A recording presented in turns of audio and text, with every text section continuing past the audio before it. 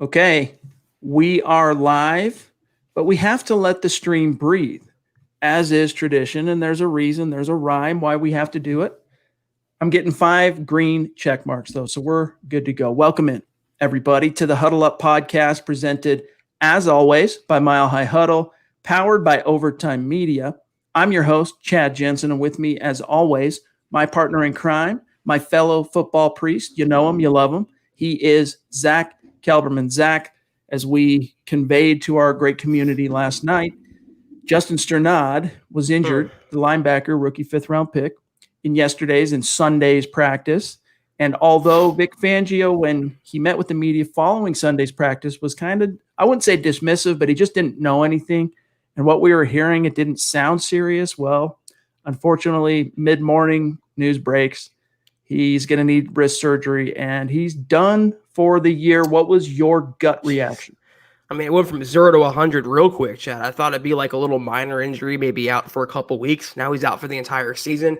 It really, really sucks. I know injuries are unavoidable. They're inevitable. They're part of the game. But this is a guy who's the future at the position for the Denver Broncos. He was finally going to be the answer when he was on the field to their longtime Achilles heel, which was pass coverage from an inside linebacker. He was the guy stationed next to A.J. Johnson for the long term. And now it just gets delayed for another season, it looks like. Another year of Todd Davis starting, another year of Jeudy as the backup. It really sucks. I'm really mad about this for Strnad, mad about this for the Broncos defense. But you know what? What are you going to do? You have to just look out. I think they have to supplement the position, though. I think they need to add another veteran body out there. They can't have Jeudy as a lone backup and players like Justin Hollins and Josh Watson.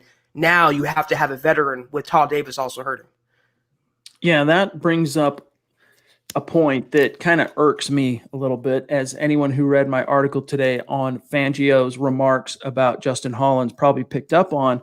Let me say this first. I like the idea that when there is a need, they look to promote someone internally and solve that issue, solve that need, fill that hole internally first. That I admire. I really do.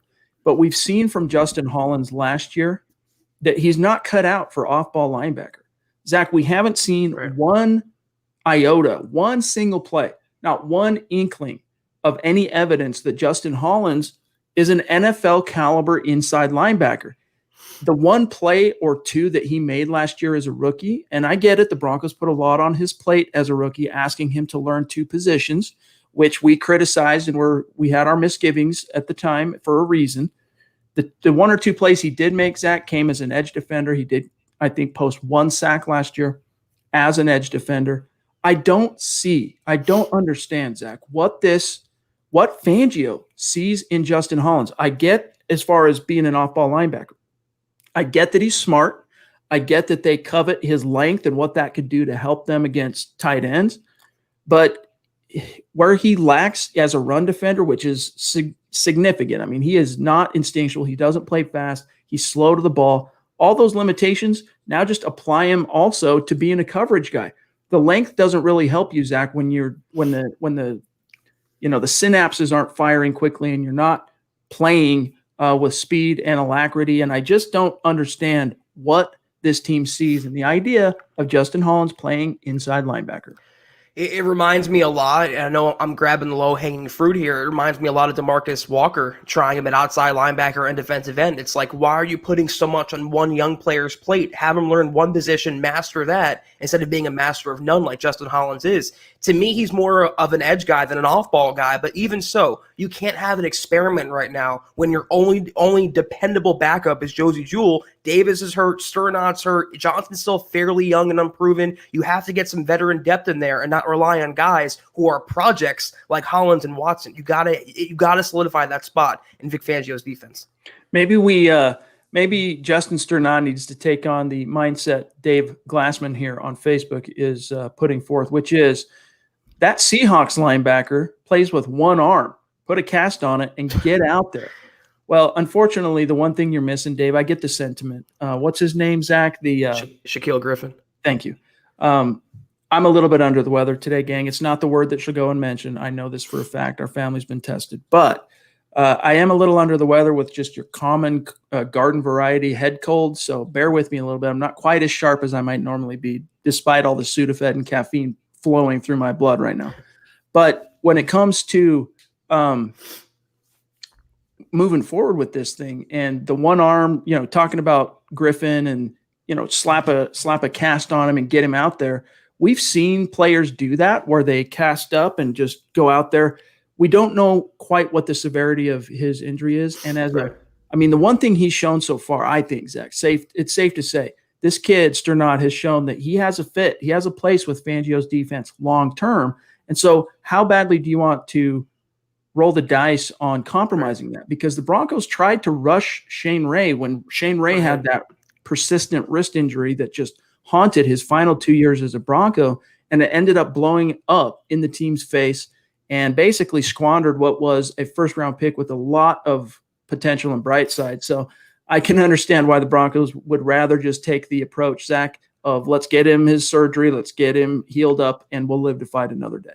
Yeah, different positions, but also Phillip Lindsay as well with that wrist. I think the Broncos are being tentative with those kind of injuries. And like you mentioned, why rush him back this year? He wasn't going to be a starter out of the gates. Todd Davis and Johnson held down those spots. He was going to compete for a backup role and play some specials, but you can allow him now that he's hurt, unfortunately, to kind of just take a year off, redshirt this season, and hopefully come back 100% next offseason and compete for a starting job, which I think will be vacant with Davis's release. So it sucks for now for Strnad, but at least the future is bright for him, and at least the Broncos know they have a guy in the system already who looks like he's the future at ILB. We want to get to some of the options. For now, it seems that the Broncos are intent on kind of churning the bottom of the roster with Hollins and seeing what shakes out between him and Watson, Josh Watson, the second-year former undrafted rookie from Colorado State, and then also Joe Jones, who I really liked for a long time. I still am intrigued by Joe Jones, but for whatever reason, he's just not been able to, despite some situations where opportunity has knocked and the team has needed to turn to its depth, he's not been able to garner that trust quite yet from the coaching staff. And I can only intimate from that there's a reason, right? There's something missing that he's not bringing to the table, but he's still an option. He's on the roster, and I think he has some coverage chops if he were to be used on defense. And there are 5 options the Broncos could turn to off roster, guys that are on the street right now. We're going to get to those, discuss each one here in just a second. First, gang, we got to run through some quick matters of business very quickly. Make sure you know how to find us on social media, especially on Twitter. Make sure you're following the podcast account at Huddle Up Pod. That's how you keep your finger on the pulse of what's happening with the show in real time. And then also at Mile High Huddle. You get those 2 boxes checked, so to speak, and you are not going to miss anything as it relates to this pod or breaking Broncos news and analysis. And then, Zach, we got to give our great community a gentle reminder to check out the merch store. Head on over to huddleuppod.com and get your swag on. You got hats, the Mile High Huddle trucker hat. You got the white Football Priest t-shirt that Zach's wearing, the Football Priest Huddle Up podcast hat that he's sporting backwards right now. And, the Zachary Smouse, who we had on the show last night, he designed a great Let 'em Hate shirt. There's our Zach's Let 'em Hate shirt. A little something for everybody, mugs, hoodies, face masks. Check it out. It's another way that you can support what we're doing here at MHH. And then also, no matter what, though, if you're not in a position to patronize the merch store, it's all good. We're just happy to have you here in the stream with us, or if you're listening after the fact. But no matter how you are enjoying this podcast, each one of you can do these 3 things. Make sure you're subscribed, like this video or like this episode. And if you really want to help us out, share it out there. Help Mile High Huddle and help the Huddle Up podcast continue to grow and reach new like-minded listeners just like you. And then one last thing here, gang. I want to draw our attention to our Facebook community. Our supporters, our official MHH supporters on Facebook, this is a very new thing. This is like the super chat of Facebook. Continues to grow, and we want to tip our cap to the supporters who have jumped on and gotten right in line with us and supporting us as soon as we put this out there. I'm going to put the link if you're on Facebook and maybe you don't use YouTube as much. Our Facebook community is vast. We have about 87,000 followers and members of that community. Head on over if you want. I'm going to put the link here in the chat, or just go to facebook.com/Mile High Huddle. You'll see that big blue button to become a supporter. Just another way that you can support what we're doing here at Mile High Huddle. And of course, we appreciate, and it's a shout out to each one of our Facebook supporters. All right, Zach, I'm going to bring up a graphic here of 5 options. Now, some of these are suggested by other mediaites, other fans as well have suggested some of these, and one or two are names that just kind of make sense if you're going to look for off the roster help. Vontaze Burfict, Alec Ogletree, Darren Lee, and Darren Lee's obviously a name a lot of fans were clamoring for about a year and a half ago. Nigel Bradham and Wesley Woodyard, the former Bronco, really kind of long in the tooth, but he's out there. Of those 5 names, Zach, is there one that you would like to see come in and kind of play that I can be your starter, be that Corey Nelson, but be more of an effective version of that, be the vet guy that can come in and you need me to be depth, I'll be depth. You need me to play starter snaps, I can do it. My guy here is Nigel Bradham. Everywhere he's been, in Philadelphia, New Orleans, he's always drawn positive marks from Pro Football Focus. I know not the end-all, be-all, but he's a pretty well-rounded player. He does his job well. He's like Todd Davis, but a little better in pass coverage. Great in the locker room, veteran guy, good to have in the building. Nigel Bradham is my guy here. Woodyard's like 50 years old. Vontaze Burfict is a head case, Chad. Darren Lee and Ogletree a little too small to play full-time inside linebacker. Bradham for sure is my guy here. I hope the Broncos would bring him in. I concur, although it would be cool to get Wesley Woodyard back here. He's just too old. He's just past his prime. I mean, Charlie, I like Woodyard as much as the next guy, and he had one of the greatest individual linebacker seasons in Broncos history. In fact, before we went live, I was talking with John Buona Beast, and I said it was the 2014 season, but I lied. It was actually 2012. His season for the Broncos was phenomenal. He contributed to that defense that helped the Broncos basically win 11 in a row after Peyton Manning kind of figured things out.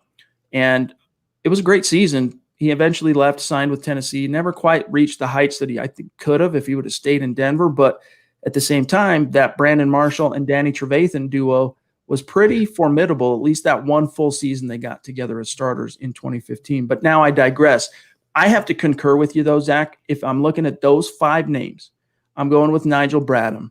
And one other name that John brought up that could be an option as well is former first-round pick safety turned linebacker, former Alabama Crimson Tide, Mark Barron. What are your thoughts on the idea of bringing in a guy like Barron who's now burned out, washed out from 3 different squads? You said it right there. I mean, he was supposed to be the next great, transcendent player in the fact that he was a dime backer. He wasn't a linebacker and he wasn't a safety. He was a hybrid kind of guy.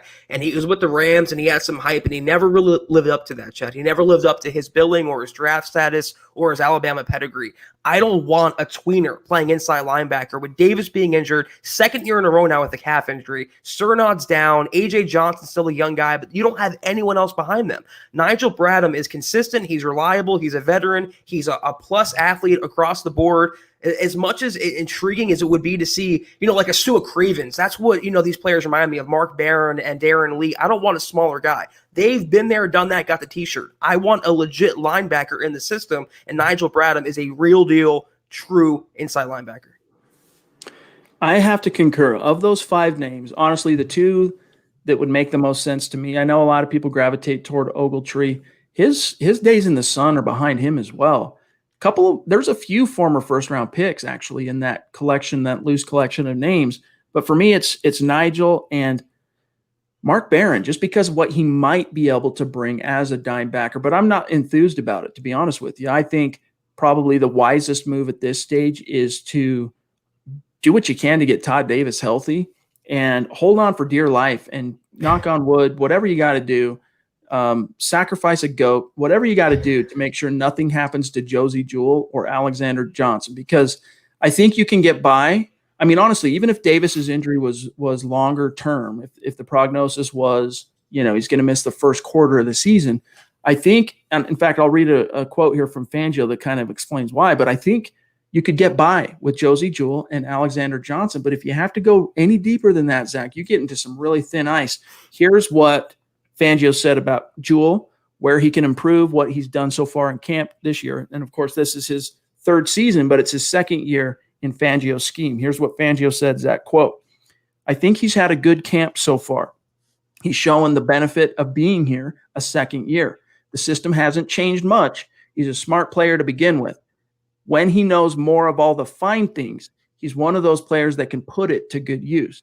He's had a good camp. We're pleased with where he's at."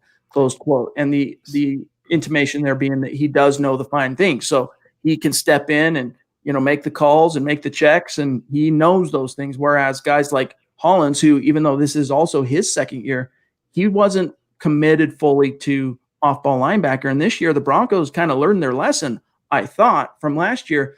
Their plan was to play Hollins exclusively at the edge, and now they've had to kind of reverse course and put him back on the off-ball. But Josh Watson, the silver lining, Zach, also his second year with Fangio, and Joe Jones as well. I know Vic is Vic, but it wasn't exactly a ringing endorsement on Jeudy Jewell. He's pretty much saying he's a heady, smart player when he wants to be or what he could be, and when he gets the defense down, he could contribute. It didn't seem like this is a real deal week one starter that they're comfortable in, nor should they be. Jeudy Jewell is a career backup. We all thought he was going to be better. He was like the Jake Butt of that draft class. Good value, good pick at that spot, and he was going to be a borderline starter. It never really turned out that way. He's a good backup to have, but they cannot rely on him, Chad. He's going to get picked and picked and picked on in coverage, especially in pass coverage. They have to get a veteran in there, and at least for depth purposes, at least if you have a lot of young guys, who is the veteran if Todd Davis is out? A.J. Johnson among that linebacker group. I mean, you got to have some mentorship in there. Not only is Nigel Bradham a good athlete, a good linebacker, he's a good leader. To me, it's a no-brainer. I wonder where Brandon Marshall is right now. I was thinking that too. For what it's worth, really quick, the Wizzy and the Hizzy. Mundungus jumps in on Super Chat. Appreciate you, Mike. Thank you. He says, any chance we bring back Al Wilson, John Mobley, or Ian Gold? Yeah, those guys are on they're living their, retirement days. They're in their golden years when it comes to linebackers. But man, there was a time that was a trio that was legit for the Denver Broncos. I liked in particular also from about 04 through 05, the Al Wilson, DJ Williams, and Ian Gold linebacker trio. But yeah, in a perfect world, heck yeah, you'd want to get a Al Wilson, Smoke Dog Wilson in his prime out on the field, no doubt. Zach, we got to say thank you to Mark Langley jumping in to show some extreme generosity. I told you, don't worry about it, Mark. And here he is doing his thing. He says, for Zachary, and of course, this is in reference to Zach Smouse, who joined us last night on I want to say it was our 9th Superstar segment. He says, I shed a tear for this special person, and he is very special, Zach. We're blessed to have him on the show, and people just were blown away by the cult of personality that Zachary is. And I can't tell you how many listeners and members of the community, both known and, not necessarily names you see in the chat stream all the time, but just how many listeners of this podcast reached out to us to say how moved they were by that pod, how moved they were and just inspired by Zachary. I've multiple times I had people say goosebumps, like Mark saying here, shed a tear, people getting verklempt, and just because it's so inspiring seeing what he does in his life and what he brings to the table. And I could go on, but it really was a special watershed moment for the podcast having Zachary on. It was, and I was going to say, we're still getting tweets a day later that he was so great and we have to bring him back, and he absolutely was. And Zachary, if you're listening, you killed it, man. Everyone loves you here. You're a very, very knowledgeable, true Broncos fan, and I found myself inspired by his answer chat. I found myself hanging on every word. I mean, he was a great guest, great guy, great individual, and you're very, very loved and respected in this community, Zach. We look forward to the day when we can get Smouse back in the house. It's going to be great. We'll bring you back on the show in the very near future. Christy, appreciate you, my friend. Thank you. Appreciate the kind words. And as always, we appreciate your support. Yes. It means everything to us. We got John on Facebook saying, good evening, fellas. My wife and I got our shirts today. Appreciate it. Bummed about Strnad. Just wondering if we will look at free agents for a replacement. I don't know, Zach. I haven't heard anything quite yet in terms of the Broncos looking outside the building, but as much as I can say on one hand, I like that they're looking internally first for solutions. On the other, the flip side of that coin is you don't want to wait till the 11th hour and repeat Corey Nelson bloody history like you saw that first 2 games, especially the opener against Oakland last year. It was brutal how bad Corey Nelson was. So I guess the point being is if you are going to look outside the roster to bolster this unit with some veteran experience, the sooner the better. I don't see how you can. And the same thing, the Broncos waited and waited and waited, and they were lucky Demar Dotson was available. Otherwise, they'd have to settle like they might settle for a guy like Nigel Bradham, who would be a good pickup at this stage. They don't have any in-house options, Chad. They don't really have anyone they can depend on. We all talk about Devin Bush last year in that trade, and we're all happy that it worked out with Fant, Reisner, and Locke, but they don't have a tried and true up-and-coming, young, exciting inside linebacker. They need that guy in the building, if only for depth purposes. And Darren Lee, it doesn't move the needle for me. Ogletree, those guys, the only guy among a picked-over market at this point, August 24th, is Nigel Bradham. You could do worse. Cameron on Facebook says he got his Let Him Hate shirt today. Appreciate it. That's great to hear, my friend. Appreciate Hope you like it, Cameron. James Campbell, you and I are sharing a brain. As much as I like, again, I respect that they're looking in-house with Justin Hollins and just looking for solutions that are already there. But Zach, Joe Jones and Josh Watson should be the immediate beneficiaries of what's going on right now with the new need, the vacuum that's created by Strnad and Davis's injury. Joe Jones is a guy who I think has more potential than he's really been able to showcase, at least playing snaps on defense as a special teams maven. He was great the first year he was in Denver. Last year, he had quite a few missed tackles, which were very disappointing, and I think that might have contributed to why he didn't see some snaps on defense when there was opportunities, especially early in the season. But Josh Watson's been a guy that everyone I've talked to who's been at the daily training camp practices, they're telling me Josh Watson is a guy who's just been around the ball constantly. He is always where the action's at. And those are the type of things you want to hear about an off-ball linebacker. Yeah, I mean, he is running, though, third team or second team, so it's like you got to take it with a grain of salt, relatively speaking. Yeah, but Joe Jones not getting playing time reminds me of Deontay Spencer not getting playing time on offense, not getting receiver playing time. Some of these guys are just cut out to be niche rotational players. Joe Jones is great on special teams. Obviously, the coaching staff doesn't think he can be a full-time inside linebacker or at least a primary reserve. You know who would be great to have right now, though, Chad? And that's Will Parks. Just to play some inside linebacker, some dimebacker. He was a great third safety. Obviously, he got a good offer in Philadelphia, but having those guys on the roster, they proved to be invaluable. Yes, indeed. It's a cool story for Will Parks to go back to his hometown, play for the Eagles. It's very much a prove-it deal. I don't think the Broncos really pursued re-signing him all that seriously just because – you've got Kareem Jackson and you've got a lot of money tied up in that secondary, especially with bringing on and absorbing A.J. Bouye's contract. So, but I'm with you, man. That versatility could be much utilized right now. We got Jason Metz jumping in on Super Chat, Bonafide Superstar. Thank you, Jason. Thank you, Jason. He says, love you guys. Keep doing what you do. Hashtag Broncos country. Appreciate that, my friend. Means a lot to us. And Jason, I don't know if you're on Twitter, but be sure to, if you are, connect with us, reach out, let us know if you're, a lot of times, when we tell people to reach out and connect, whatever the YouTube name is or the Facebook handle or whatever it might be that we're used to seeing in the chat stream, it's a completely different handle on Twitter. So spell it out for us. Let us know exactly who you are, and it'll help. Christy says, injuries are the name of the game right now. It always sucks to lose guys this soon, but also we have a chance to prepare.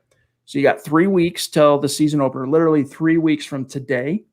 And, the Broncos, this playing field has been leveled when it comes to the injury bug because of the word that shall go unnamed. All teams are dealing with, to varying degrees, I guess I should say, but all teams are dealing with a sudden kind of spike in injuries. And Zach, for the Broncos, after seeing these last 3 days, just dudes dropping left and right, today there were 11 guys that did not practice. 11 Broncos didn't practice today.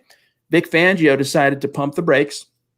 And what they did today was, whereas the last few days they've been steadily ramping up and increasing the intensity in the workouts on the field, he dialed it back. It was basically a glorified walkthrough, a little bit more intense, a little bit faster paced than a traditional walkthrough, but it was basically a walkthrough just because they want to get through today. They want to get through tomorrow, and then they have a break, a day off, their next day off, and they don't need any more bodies hitting the training room. It's a good point by Christie that better the injuries, unfortunate as they are, happen now and not mid-September or October during the stretch run of the regular season.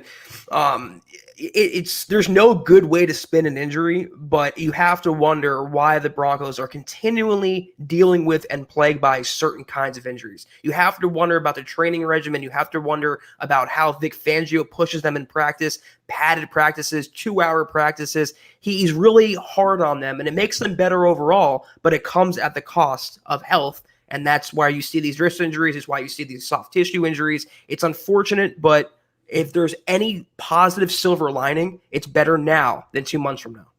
Let me run through for our audience here the transcript at the top of Fangio's presser today after practice. Hey, Coach, why wasn't Mike Purcell out there today? This is after he kind of laid it out on Strnad. He goes, oh, he just had some calf tightness. We're just being conservative with him. Well, what about Tim Patrick? Same. Soft tissue. What about Devontae Bosby? Same. Elijah Holder? Same. Malik Carney. Oh, well, he was actually sick. Not the word that shall go unmentioned, sick, regular sick. And it was just a litany, Zach, of injured Broncos today. So Manny Wise wants to know, could Strnad be back after week 10? The IR rules in the NFL are stupid. When a player is ready, let him play. That is what they're paid to do. I agree with you that IR rules, I don't understand how it helps the competitive product that is the NFL and makes it a better product on the sports landscape. But to the point, though, the Broncos can bring 2 players off of injured reserve, as is negotiated under the new CBA. You saw it last year with Tim Patrick. You saw it with Drew Lock. Could Strnad be back after week 10? Not according to Fangio. That's not something they're really looking at now. He basically said, quote, it was a dislocation that in and of itself wasn't going to put him out for the year, but then there were other complications. He had it operated on, or he had to get it operated on. He'll be out for the entire season, close quote. So who knows? If he makes a miraculous turnaround, maybe it becomes an issue the Broncos could look at, but it doesn't seem like whatever they're seeing from the inside looking out, it doesn't seem like a viable thing that they're hanging any hopes on. If this was Bradley Chubb or Justin Simmons, you probably bring him back, but he's not a starter. He's a very, very unproven guy, obviously being a rookie. He was going to be a minor contributor starting out. So the Broncos, I guess they're not really sweating his loss too much. They're not going to push him and risk a more serious injury or re-aggravation. Like Chad mentioned at the top, get him healthy and hope he comes back good in 2021 and go forward. So, no IR to return for Strnad. It's IR done for the year. Bronco Batman jumping in on Super Chat. Appreciate you, my friend. He says, sup, fellas? Bronco games almost here. Y'all see the new Batman trailer? I did. Looks amazing. Keep up the great work, guys, and go Broncos. Zach, I'm probably more of a movie buff than you are. I saw the trailer today because I was just kind of chilling, thumbing through my phone, not feeling so hot today. And I did see it. It's the dude, what's his name? Robert Pattinson? The dude from the Twilight movie? Yes. He's the new Batman. And so I was skeptical, but then again, I was extremely skeptical long ago when the news broke that Heath Ledger was going to play the Joker in a Batman movie. I was like, that guy? You kidding me? And then he just knocks it out of the park. So I remain open, of course, to it being decent. And it was an okay trailer with the song by Nirvana, Something in the Way, kind of reimagined and playing in the background, kind of set the tone. It's interesting. And by the way, there's a shot of Colin Farrell. We all know who Colin Farrell is. He plays the Penguin. He's the new Penguin. Remember Danny DeVito Penguin from the second Batman movie? It's Colin Farrell is the new Penguin, and they have got him in some prosthetics and makeup and stuff. You would never guess in a million years that was Colin Farrell. So I'm intrigued, though, Bronco Batman. That's all I'll really say, because this is, after all, a Bronco podcast. It's not that I'm not a movie buff, but it seems like a good movie hasn't come out in a decade, Chad. It seems like the glory days of movies are far and gone. Just like Jared Leto was the Joker and now Robert Pattinson's Batman. What's going on? I mean, Heath Ledger was the best Joker ever. You guys can fight me on that. It's not a hot take. That's legit, real deal. It is a football podcast, but Colin Farrell comes to mind, Chad. I don't know if you saw the movie Phone Booth, little kind of a smaller movie. Great movie. He also killed it in Horrible Bosses, the first one, he was great in that movie. I love Colin Farrell. I think my favorite Colin Farrell movie is In Bruges, and it's just a weird European comedy. It's more of a dramedy, I should say. It's dramatic, some heavy topics and things that take place. But him and Brendan Gleeson are in that movie, and it's pretty sweet. Miller 707 Champ jumping in. What's up, everyone? Hope all is well. Go Broncos. Chad and Zach, you rock. Very kind, dude. Appreciate the kind words, and it's good to see you in the stream. We got the man, Mike Evans, rocking it here on Super Chat. Appreciate you, my friend. Good to see you in the stream, as always. With our depth on the D-line, would you trade Shelby Harris for a coverage linebacker? If you could get a good coverage linebacker, a proven guy, I would do it. I really would, because Draymond Jones has been killing it in camp this year. And I think it's only a matter of time, probably this year, before he starts eating out of Shelby Harris's bowl anyway. So if you could, I would be all about that, Zach.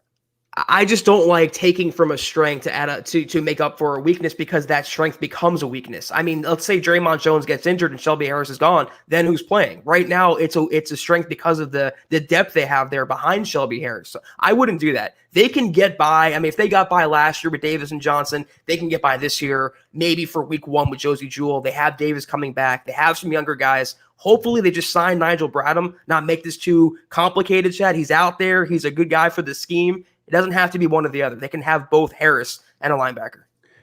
So this is Andy has a question about our merch. He says, do you have any T-shirts with anything on the front and back of the T-shirt? Both sides is what I'm asking. I'm wearing it. Thanks, guys. I think both shirts that Zach has designed have front and back. So the Let 'em Hate with the 3s in it, Zach designed, that has front and back. And the Football Priest T-shirt he's wearing right now has Football Priest on the front and the Huddle Up Podcast logo on the back. Check it out. All right, let's see here. Yeah, our friend Don wants to know, hey, what about Devin Bush getting a trade from Pittsburgh? But, of course, he punctuates it with the LOL. That ain't going to happen. Pittsburgh's not parting with Devin Bush anytime in the near future. He showed strong early on and then kind of faded, did Devin Bush as a rookie, but he's still got a really high ceiling. So he wasn't even the best Devin in that draft class among inside linebackers, though. It'd be Devin White. Rather have him. Christy, hope you feel better soon, Chad. Don't OD on the scissor. The lean. I'll try and stay away from it. Sprite and Jolly Ranchers. So while I catch up here really quick in the stream, we got to hear from Bryce Callahan and Jerry Jeudy today after practice. And it was interesting hearing from both of them. But, Zach, what really jumped out to me, I had a story I published right before we went live tonight, which is one of the reasons we were running a little bit behind on this very topic, where Jerry Jeudy, so we talked about this, everyone remembers, back in July, Emmanuel Sanders and Jerry Jeudy got together and had a little workout session, and whoever was, Judy's media people, his PR social media guy, was there to film the whole thing, cut a nice little video edit, and publish that after the fact as a fun little hype video. Well, from the outside looking in, you would assume that because Emmanuel Sanders keeps a home in Denver, it was Jeudy, the rookie, reaching out to the vet and maybe a rite of passage, maybe paying his respects because he's wearing his number now, 10. Emmanuel Sanders wore 10 in Denver, and now Judy's wearing 10. I think it would have been easy for everyone to assume that it was Jeudy that kind of sparked that meeting, but it was actually the other way around. And I found it to be quite interesting that Jerry Jeudy laid out kind of how that came to be, and the fact that Emmanuel Sanders was seeking advice and tips and picking his brain on route running, not the other way around. Here's what he said real quick, Zach, quote, he just messaged me and said he wanted to come work out with me. He sent me his location, and I went over there, and we worked out. He was picking little details of my game and seeing how I run routes and things like that. I was learning a little bit from him as well. It was more of a, what are you doing? Let's go work out type thing, really. But close quote, Zach, I think it's funny. He says he was picking little details of my game, and then he goes on, I was learning a little bit from him as well. Yeah, it's a compliment, though, of the highest magnitude of an accomplished, former Pro Bowl receiver Emmanuel Sanders, recognizing and acknowledging that Jerry Jeudy's route running out of the box from day one is just elite. It's supreme. And it's going to be fun to watch that route running on display. And if he is already garnering that praise now, Chad, can you imagine 2-3 years from now when he's a polished guy, when he has a chance to blossom in an NFL system? Jerry Jeudy is going to be a star for the Broncos, and I think everyone is kind of slowly realizing that, former players included. Shout out to Eclipse Stormborn, who's joining us. Y'all know Troy, who joined us on the show a few weeks back. Good to see you, my friend. And I think we connected on Facebook today, if I'm not mistaken. So it's good to connect with you. We got Terry Randall north of the 49th parallel, proving, as always, up in Canada, that Broncos country is not a geographic location. It's a state of being. Really appreciate your support, as always, my friend. And hashtag football priest, hashtag state of being, hashtag Broncos world. Love it, my friend. Thank you. King Hicks is back in the house. There's a name we haven't seen for a while. What's good? Great to have you back, my friend. Good to see you. Seriously, welcome. Miller 707 wants to know, what would it cost to trade for Danny Trevathan? So the Bears, didn't they just re-up him, if I'm not mistaken? Didn't he just sign a new deal? I can do some research on that, but what would your thoughts be on trying to maybe move some mountains to get Danny back in the orange and blue, who we saw those 4 years 3 years, I should say, he played for Fangio, played very, very well. I mean, it's no guarantee, though, that's going to transfer in 2020. So why give up compensation for an unknown when you can save the draft pick and save the cap hit and just sign Nigel Bradham at a much lower cost? He was great for the Broncos, but as we've also seen, Chad, Elway has a proclivity against reuniting with his former players. It's very, very rare. So I don't see him trading for Trevathan, giving up a draft pick, and taking on his contract when he has young guys on the roster or street free agents who are much cheaper. So he is on the books this year. He did get a new deal. And this year, excuse me, his cap hit is only $4 million. So I'm looking at this contract, though, on Spot Track. It's not really adding up to me, to be honest with you. I wonder if there's some typos on this thing. But nevertheless, in a perfect world, sure, bring in Danny Trevathan. But you think the Bears are going to be willing to give up on Danny Trevathan when they just re-upped with him? I don't see it happening without the Broncos paying an extremely high premium. And look, there was a reason they let Danny T go. First off, his profile was extremely high, being on that world champion defense that just stole the show in the 2015 playoffs. And on top of that, he was only 1 year and some change removed from a grievous, scary knee injury that actually required him to have cadaver parts put into his knee. And thank God he's been able to bounce back from that and overcome it and continue on with his playing career. But there was a reason why the Broncos decided to throw in with Brandon Marshall instead of Danny Trevathan. And I think both Zach and I would tell you that they probably picked the wrong guy in terms of throwing in. Got that right. I can understand their hesitancy as well. I mean, kind of like picking Derek Wolfe over Malik Jackson. I think that was a mistake as well. I mean, Elway's had his misses, but he's slowly kind of making up for him with his home runs last couple of years. I just don't see a reunion between Trevathan and with the Broncos, considering, like you said, Chad, what it would cost to get him from the Bears, who just re-signed him. All right, so we got Brett on Facebook with a question here. Even though Kareem Jackson played well last year, you think we give Earl Thomas a look? Just don't know how he'd do in the locker room, though. Yeah, Earl Thomas has developed now a reputation for being a malcontent, unfortunately, and having a authority complex with coaches. I don't know that that's something you want to throw into a young locker room where they're trying to build their own culture and create something new. You just don't want to roll that dice. Now, the Broncos have a really well-respected secondary coach in Ronaldo Hill, former player, in fact, former Bronco player who signed as a free agent here back in the McDaniels days. And, he was okay as a free safety. Brian Dawkins was a strong safety. That was Denver's starting safety tandem for, 2-3 year window, whatever that was.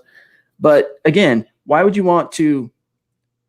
I get that Earl Thomas, everyone thinks of those days on the Legion of Boom, and he's a perennial Pro Bowler and a perennial guy, former first-round pick as well, but he's not the same player he was when the Broncos got their lunch eaten by the Seahawks in Super Bowl 48. And why would you want to invite in any kind of new energy or factor that could fiddle with your chemistry and culture? I mean, let's ignore the fact that Broncos have arguably the best safety tandem in the NFL with Justin Simmons and Kareem Jackson. This is a guy in Earl Thomas who flipped off his own team while he was getting carted off the field. He was held at gunpoint by his wife. He punched a teammate in training camp and got released. He is literally not worth it. It's like having a pristine pool and then dumping a vat of pee into it. You don't want that contaminated in the locker room. As good as he used to be in Seattle, he's not that player anymore. You bring him aboard, then what do? Do you sit Justin Simmons? Do you sit Kareem Jackson? He would last about 5 minutes with Vic Fangio. It would not fly at all. Earl Thomas is not what the Broncos need. He is the last player the Broncos need. Give me Trey Marshall any day over Earl Thomas. Might sound like a bold take. I am dead serious. Mundunga says, absolutely loving how much this pod has grown. There are more people watching this pod than there is hair on Juwan James. Now, that's true. All it takes is one person watching this pod, and that's more hair than Juwan James has. But, the podcast really has, it's just a quick reflection here. Zach and I have been podcasting together for a few years now, and things, we did pretty well with it and sold sponsorships, had a pretty solid reach, did a good job with it. And then we decided to start doing it as a live podcast and capitalizing on our, what at the time was, I don't know, Zach, it was just over 2,000 subscribers I think we had on YouTube. And, we had our Facebook audience. We're like, let's spice things up, start doing things live. And once we made that decision and that shift, man, it rocketed this podcast into the stratosphere, and it just has continued to grow exponentially, literally. There's a little bit of a lull in June and July for everybody in sports media, when people, especially in the NFL landscape, where, that's just traditionally where things kind of die down. But it's already climbing right back. This thing is up. We're up, on the podcast side and on the live stream side, 40% right now, just over July. This thing is continuing to grow. And so it's all a credit to you guys and your word of mouth and you spreading it around and you guys just being as dedicated and passionate about what we're doing here and your team, the Denver Broncos. So credit to you guys. Chad, what is the first word that comes out of our mouths when we click end broadcast? It's always wow. We're always literally blown away by the support and the devotion you guys show, and we did not expect in a million years. We're not even talking monetarily, just the day in and day out commitment and support you guys have shown. When we went to Super Chat, Chad and I were taking a gamble. We didn't know what it was going to be. We knew nothing about the platform, and you guys have really answered the call. And we have a store because of you guys. We're going 4 days a week because of you guys. We're giving back everything to you because you guys enable us to do this. Amen, my brother. We got Steve Griffith, who is a superstar on YouTube for us in the community, and then he's also a supporter on Facebook. Much love to you, Steve. He says, Thank you, Steve. Didn't catch the last podcast live, but it was definitely awesome seeing Zachary. Loved seeing his excitement while discussing our Broncos. It really was cool. And yeah, the returns and the reviews keep coming in. Nothing but 5 stars on that episode. Chase Wellner with a football question. I think a lot of fans would be curious to know the answer here. And I got some deets for you. Has anyone heard about how Demar Dotson is coming along? Well, that first week or so he was in Denver, he basically stayed with the third team. He was exclusively right tackle, third team. Today we got some movement though, Zach. He's blocking on the second team, and there were some reps. In fact, today I talked to a guy where Drew Lock ended up taking a few snaps with the second team offensive line. So Demar Dotson did get – it was just the way things rotated, but it's nothing to read into why Drew Lock was thrown with second team. Don't even read into that at all. But the bottom line being, though, the takeaway, Demar Dotson has moved up the depth chart, and he was blocking a little bit for Drew Lock. Drew Lock getting some exposure, playing with him as the guy.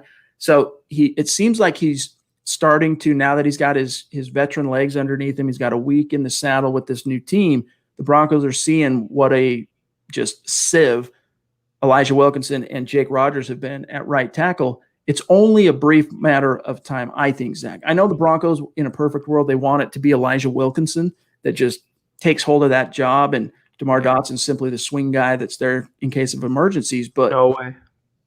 That's just not who he is. And so you need to get Demar Dotson out there. The sooner the better. Same with Lloyd Cushenberry.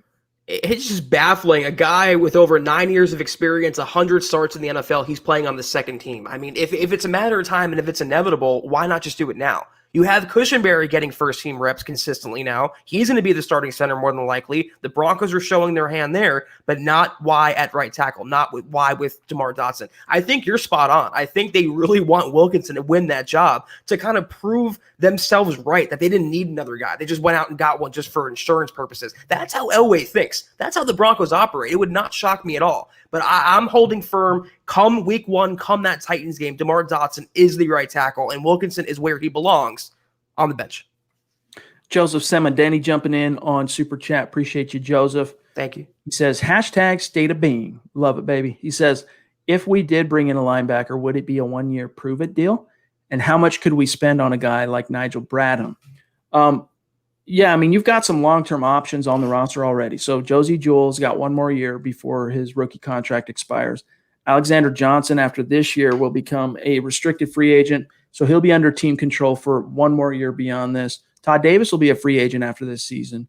So there is some, but then you also get Justin Strnad coming back next year. So there is some need for depth there. But Zach, I would imagine anyone they bring in, similarly to what you saw him do with Corey Nelson last year, it would be a, hey, come in, help save the day. Here's a one-year deal. You know, we'll see how it goes. I couldn't imagine it being much more than a veteran minimum type of thing. For someone like Bradham, I would say what he got from the Saints, which I think was a 1 year, like $3.5 million contract. I think that's where they would go, and they have enough money, Chad, to do that. That's a drop in the bucket for what the Broncos have in cap space right now. And $3 million, same for Demar Dotson. That little amount of money for a potential starter on August 24th, how do you say no to that? Why wouldn't you go do that? Fair point. Real quick, the stream just did a jump on me. We got Mundungus jumping back in on Super Chat. Thank you, my friend. He says, James looks like he is the star of a safety video about not putting too much lighter fluid on a campfire. You know, I can. Yeah, it's weird seeing a dude without eyebrows. That's what I'll say. You get used to seeing people without, with the bicked heads and the bald heads and whatnot. Even I've gone with the buzzed head. I've never bicked my head, but I've buzzed my head at times as I started losing hair on top, getting close to 40. But picking it, I never got into that. But when someone loses the eyebrows, Zach, that's when you're like, there's something off about this dude. It's not immediately apparent what it is, but no eyebrow. Yeah, we need like a coffee table book of all Mundungus's best Juwan James roasts. I think that would be a bestseller, Chad. All right, real quick, John. The jump on that for me went from that last Mundungus super to BG's on Shelby Harris. So let me just take a quick peek, gang, on the backside on YouTube and see who is in between. Oh, no, we're good. We're right on schedule. Perfect. Let's grab BG. He says, thank you, by the way, Brian. Thank you for the super chat and your consistent support, man. And it's been going on for a year now. You've been just a stud on super chat, so thank you. He says, Shelby Harris is hungry. No way would I trade him. He's playing for a contract. And that's true. He is in a contract year. That's a good point. And I think once the Broncos got his position right last year, because he was in a contract year last year, he played like a guy in a contract year. He ended up with 6 sacks, led the NFL in batted passes. So I get what you're saying, but if you could get a no-brainer option at off-ball linebacker, a proven veteran, I would consider it because of the depth, because Draymond Jones is playing, he's balling out. It's a good point by Brian, though, because different from last year, Shelby Harris was greeted by a cold market. We were shocked, Chad. He literally got no nibbles except for the Colts, and he had to re-sign a prove-it deal with Denver. And he knows now 6 sacks is not going to be able to cut it for the contract and star power that he wants in the NFL. So he's motivated right now. He knows a 10-sack season would get him the contract he wants and the role he wants somewhere in the NFL. And if he has a 10-sack season, means the Broncos defense is balling. I would not trade Shelby. All right, then we also got from BG here, and thank you again, Brian. Yeah. You don't think Vontaze Burfict has anything left, or you're worried about his problems? Both. Honestly, I'm more worried about the latter than I am the former. I bet you he can play just fine right now. I mean, he'd need some time to soak up a scheme, but he's an experienced veteran middle linebacker. I'm more worried about how he would contribute, similar to Earl Thomas, to the culture. And you're always worried about him destroying someone on the field and setting the team back at any given moment. And you can't foresee when those moments are going to come, Zach. Yeah, if you wanted, some guy to give another guy concussion, Burfict is your guy. But other than that, I don't see what he has left. I mean, he's a free agent for a reason right now. He was good with the Bengals. He's definitely a tone setter. But like Chad just intimated, he's a locker room poison, similar to Earl Thomas. I don't want him anywhere near Denver's culture. All right, I'm checking here. It's looking like a little bit of a problem making sure we're staying up to date on the supers. KP in the house. What's up, my friend? Thank you for your Kevin. generosity. And also, by the way, sent you an email last night. Hope you got a chance to see that. He says, I see the chalkboard, Zach. What's in store for us? X's and O's, a la Eric Trickle style? What do you got planned for that board? I know what you used it for last year, Zach, but what do you got planned for? Yeah, anyone who watches the show, that was the whiteboard that was in back of here. I actually have story ideas on there. You can't really see it, but there's content ideas, story ideas, depth charts. It's hard kind of to cover and manage two teams, so getting some of the information out of my head is kind of useful. So putting it, getting my money's worth out of that chat. Those are not cheap at all. I might have to get one of those, to be honest with you. I use a Google Doc for that type of stuff, ideas, brainstorming, little notes, things to circle back to for it content. Becomes real when you write it down. Like you memorize it easier. That's a good point. Black Knight jumping in with the super chat. Very generous, my friend. Thank you. It's good having you back in the chat streams. And as John says here, how goes the live gaming? Hope you're moving forward, doing well. Oh, he says went good. All right, good to hear. Cool. Chris Hernandez, who we are excited to have on the show Wednesday night. Looking forward to it, my friend. Jumping in on Super Chat. He says, I heard Dotson was playing with the twos today. Sounds promising. Hashtag moving on up. Yes, indeed. He was with the twos, and it's encouraging. It shows us that perhaps the Broncos have had a rhyme and a reason. They didn't just throw him back there. I think they just wanted him to acclimate, being that he is an 11-year vet. He's up there. He's 34 years old. Like, let him kind of get his legs underneath him and then maybe start speeding things up in terms of leapfrogging up the depth chart. I mean, can you imagine? I'm putting myself in his shoes. Can you imagine being an 11th year veteran, 100 career starts, and I'm running with 20, 21-year-olds on the second and third teams? I don't know what the Broncos are waiting for. Obviously, he's going to look good on the second string. He's not going to look bad. He should dominate these guys. Get him on the first string, get him with the starters, and let's get the offensive line solidified already. I mean, the season's around the corner. Let's go.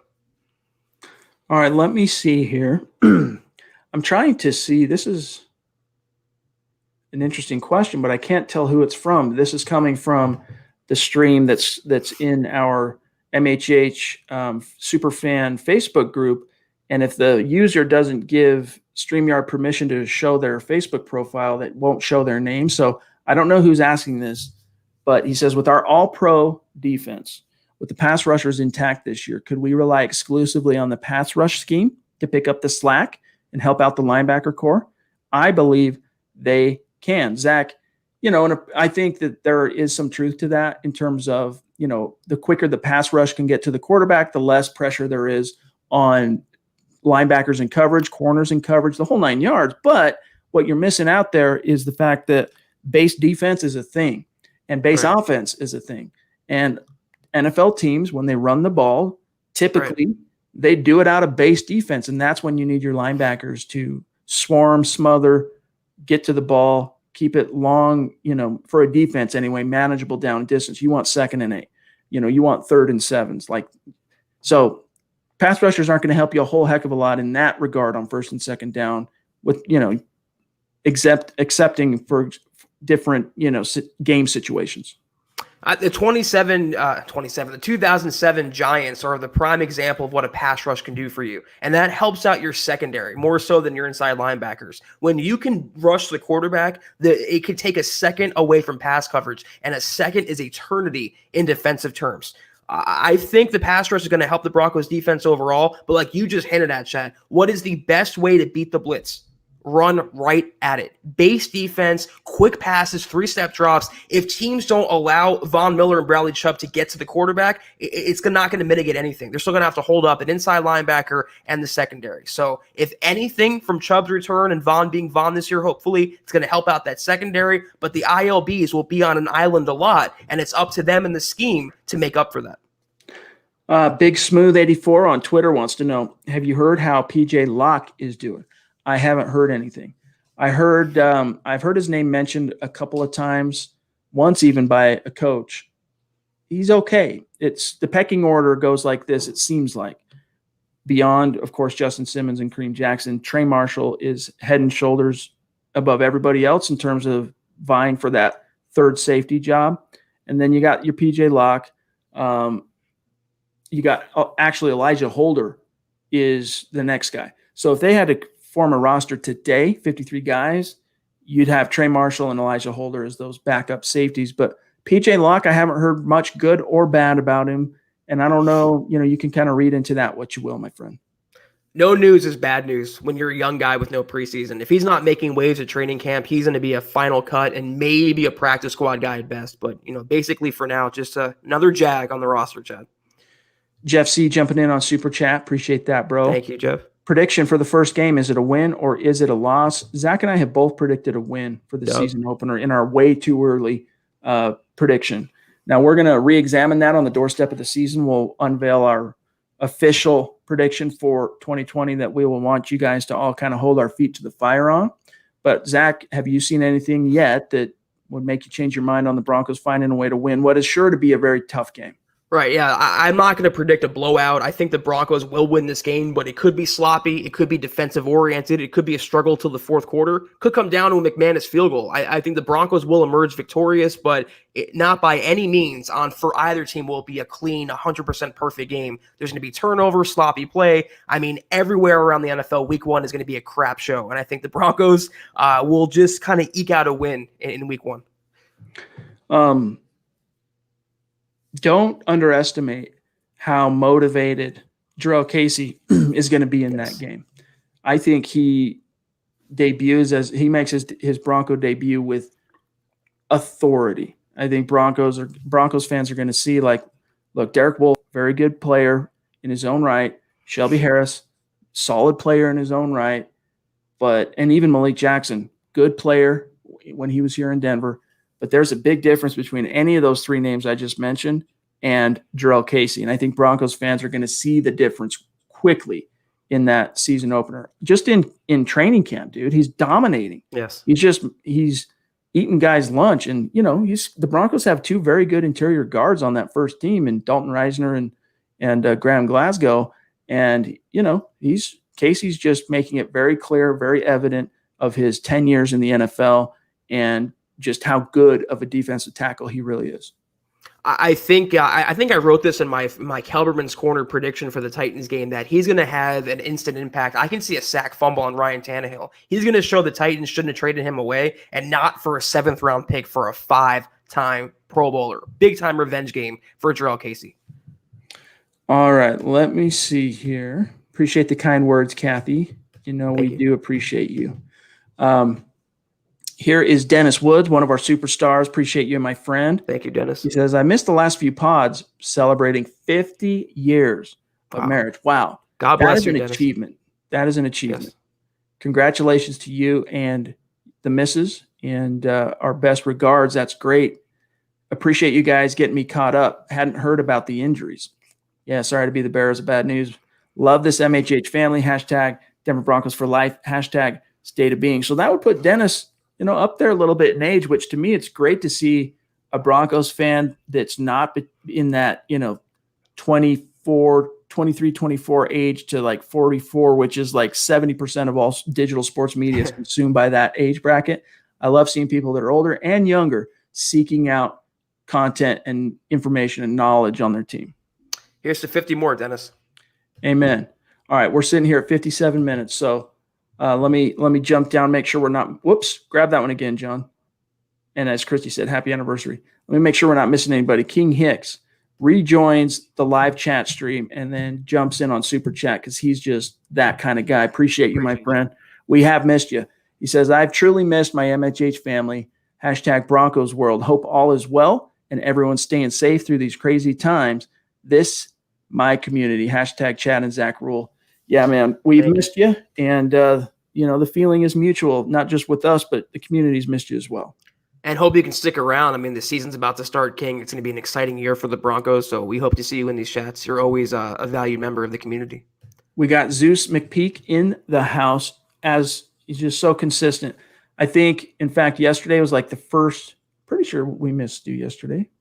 But either way, it was like the first one in a long time I can recall Stu missing. We call him Zeus McPeak for a reason. Up there on MHH Mount Rushmore.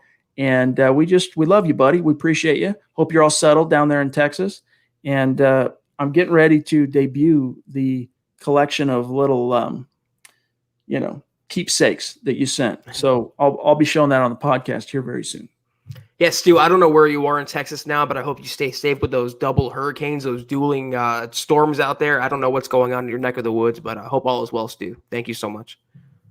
John, do you have Christie's super?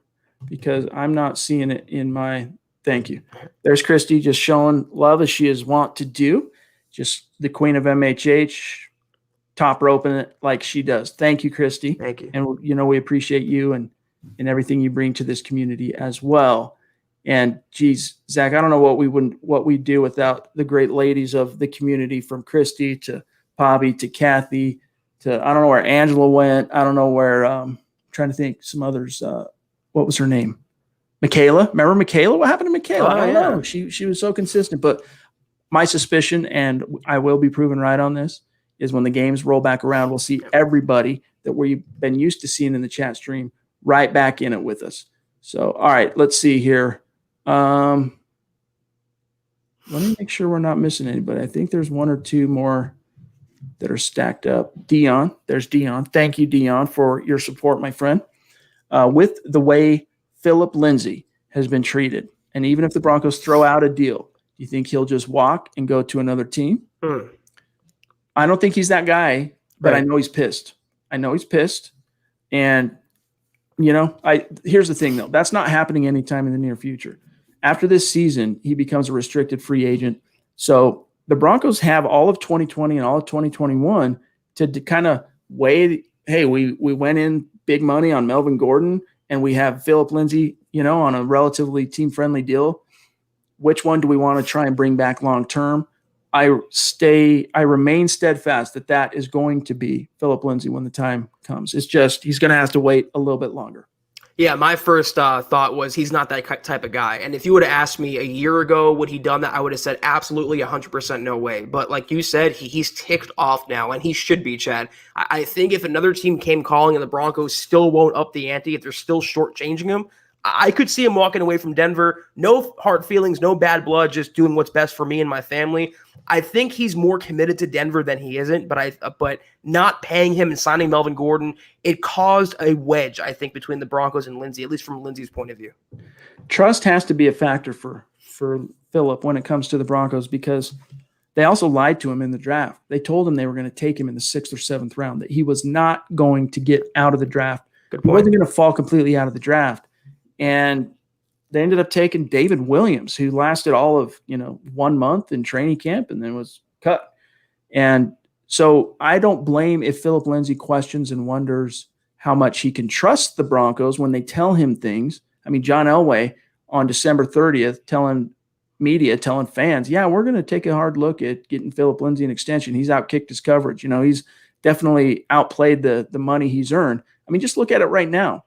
Back-to-back 1,000-yard rushing seasons for Philip Lindsay. He's making $750K, which to the average Joe, that's a lot of money. But compared to Melvin Gordon swooping in, bringing in $7-8 million on the cap this year is what he'll take home. I mean, it's actually just gross. That money should go to Philip Lindsay for what he's done. But, that's just the way of the NFL. If you're Philip Lindsay, you just have to know that your time will come. Say your prayers that you stay healthy. And other than that, just keep doing what you do, and the reward will come. $750,000 in NFL dollars is like a $30,000 a year salary in normal people dollars. So it really is shortchanging him for what he's brought to the table. And he's worth way more than that. And I think he sees the Justin Simmons not getting a deal. No one from the Broncos in-house getting a new contract. It's not just him. I think he blames, or if there's any sort of discontent, I think it's with Elway, not necessarily the Broncos. I don't see him walking away. I do think, though, as do you, Chad, he will prove everyone wrong this season, and I think make Melvin Gordon the 1B in this rushing attack.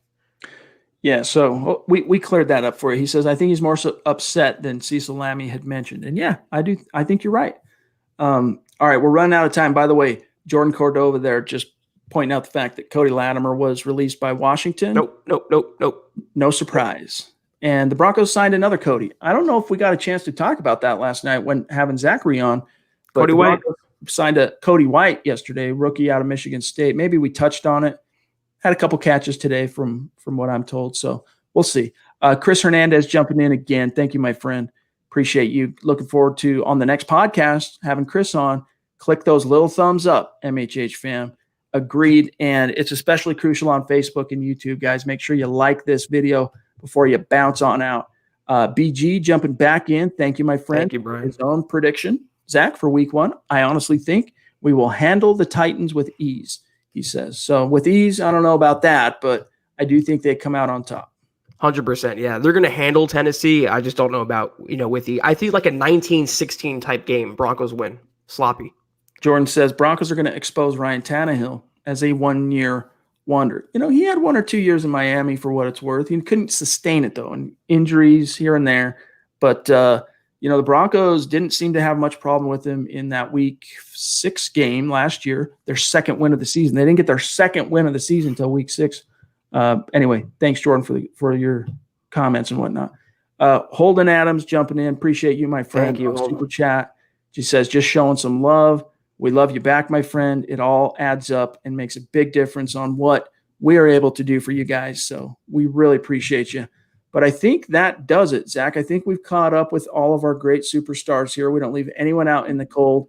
And we're going to get out of here for tonight. I can already feel my voice starting to go out. So it's pretty good timing to sign off for tonight. But we'll be back in the saddle Wednesday night. Well, Zach and I will have Chris Hernandez on for the 10th installment of our Superstar series. And then in the meantime, though, don't miss Building the Broncos tomorrow night. I don't know what they have on deck for you as far as topics. They'll be, I'm sure, covering whatever news comes out of Tuesday from Broncos camp. But make sure you stay tuned and participate in that conversation. Always good information and knowledge getting dropped on Building the Broncos. In the meantime, make sure you're following the podcast on Twitter at HuddleUpPod. And also at Mile High Huddle. You can see where to follow my partner here, Zack Kelberman, on Twitter at Kelberman NFL, myself at Chad N. Jensen, and then also throw a follow John's way at John K. MHH. Great follow on Twitter. Trust me on that. But we got to get out of here for now. So thanks to each and every one of you for spending some time with us here again tonight. Mile high salute to our Super Chat superstars, and also a mile high salute to our Facebook supporters and those of you that send us stars on Facebook as well. We're still trying to figure out how to work that into the podcast, but thank you. We appreciate you guys. And Zach, have a great start to your week, bro. You too, Chad. And hopefully by Wednesday, Demar Dotson gets first team reps. So that's what I'm looking forward to. Fingers crossed. Amen. All right, gang. We're out of here. For Zack Kelberman, I'm Chad Jensen. We will see you.